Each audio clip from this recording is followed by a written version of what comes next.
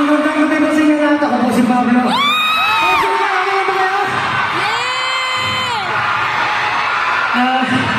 Bago po umalis Diyos, gusto ko lang siya pasalamatan dito sa... Gusto ko lang sabihin na sobrang proud ako siya, pare. Alam mo, sa totoo lang, pag naririnig ko yung album mo ng Lost and Found, naalala ko yung bag mo na naiwan mo sa McDonald's.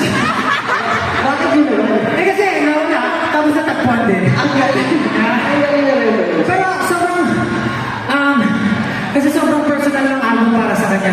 Sobrang nakakatuwa lang na habang kinakanta niya mga awit na personal para sa kanya, sa inyong lahat, nakikisabay kayo, and pinaparamdam niyo sa kanya yung suporta niya. So, mabuhay mo kayo lahat. Maraming salamat sa pagsuporta eh.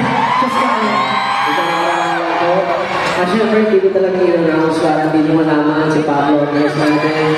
At maraming salamat po kasi isang karangalan po na syempre mapaperform natin si Pao. Pero alam nyo, napakabait ko si Ligaw kaya talaga namang hindi na yun na question. Talagang pagbibigyan niya tayo sa lahat ng ating request. Alam mo ko, Just Karen, ikaw rin naman mabait. Bastos ka. Ang bait-bait mo talaga. Ikaw ba? Bastos ka. Kaya parang napakahusay. Ay, kumanta siya ng Kain of the Step, di ba? Lupit, di ba? Gusto ko. Kaya Kain of the Justin, let's go! Na-pressure nga ako dun eh. Pero yung syempre yung mga kapatid namin. Ay! Alam mo, si kapatid, nanonood yung isa dito eh. Nanonood si Penny Jan Susunod ka ba? Ay! Kel! Shoutout sa'yo. Dapat sumama ka na dito eh. Tatlo na lang ako eh.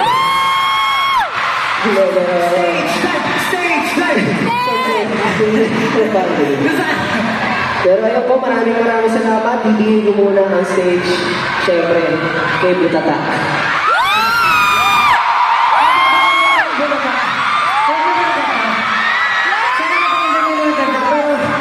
Para lang naman siya sa lahat ng mga tao na hindi naniniwala sa akin.